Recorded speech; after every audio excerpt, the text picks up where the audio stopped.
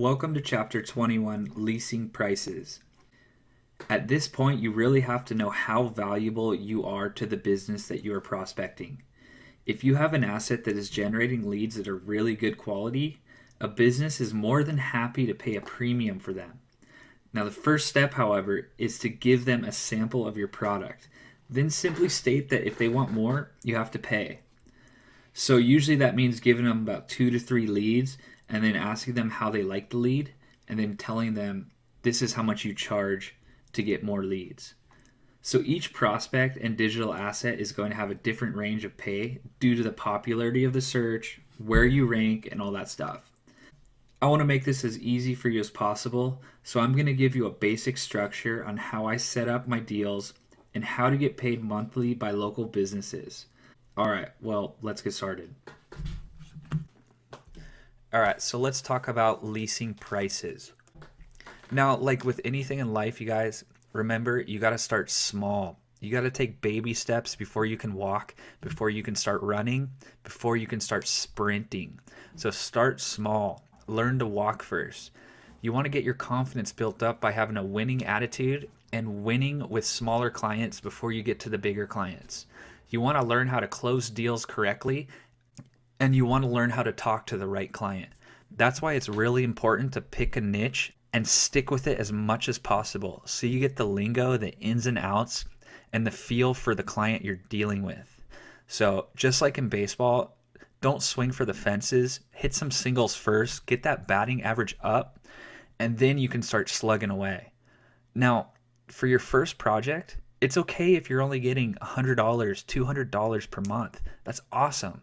Now, imagine if you could duplicate that one project a month. Pretty soon, over a year, that's an extra $1,000 a month in your bank account.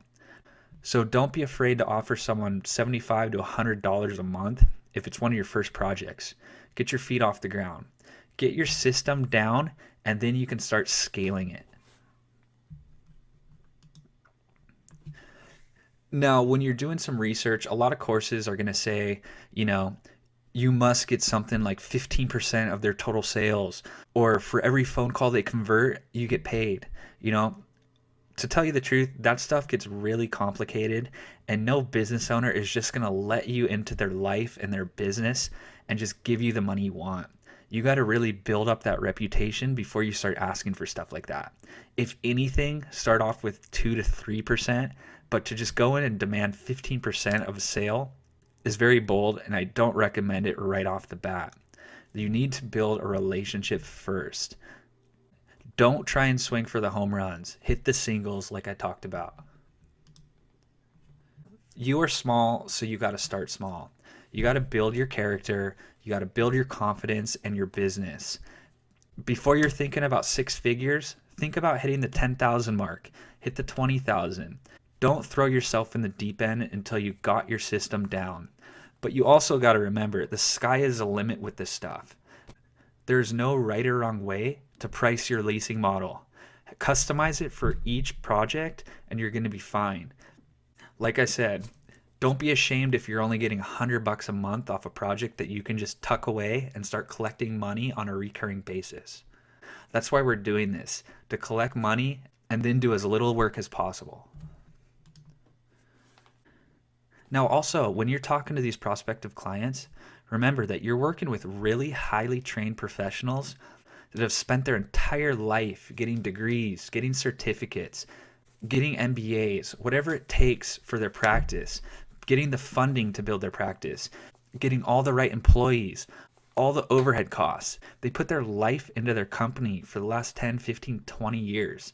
They have built their businesses usually from the ground up. Now, you are getting into this marketing model with a very unique proposition, but confidence is going to come with experience.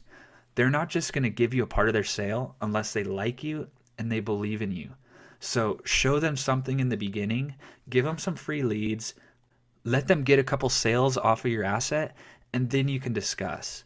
Don't just go in there like you're going to close the sale. Give them some value in the beginning, and they're going to like you for a really long time. Now, here's a technique I really like. It's called the free month technique. And basically, you're just going to talk to someone, and you're just going to say, hey, let me give you free leads for a month. And then all you're going to do is set up a whisper in the leads. So when they answer the phone, they know it's coming from your website. And it can say something like, this call is from Greg Montoya, or something like that. So you just want to prove to them that your asset is really, really valuable. Now, once the month has ended, you can go up to them and say, hey, look, I want to give you this opportunity, and I want to do this before I go down the list of competitors to try and get this thing leased out. Now, the first person to offer me what I want is going to get the package. You want to create scarcity with these guys because they don't want their competitors to have any kind of upper notch on them. So remember that.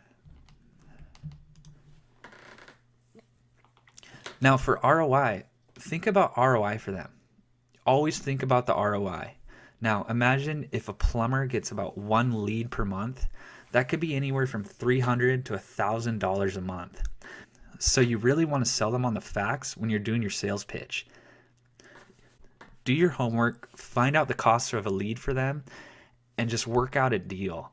This is where you got to get creative. Remember, there's no right or wrong answer.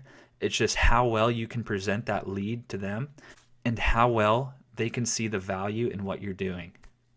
So with that being said, thanks for watching this chapter, and I'll see you in the next.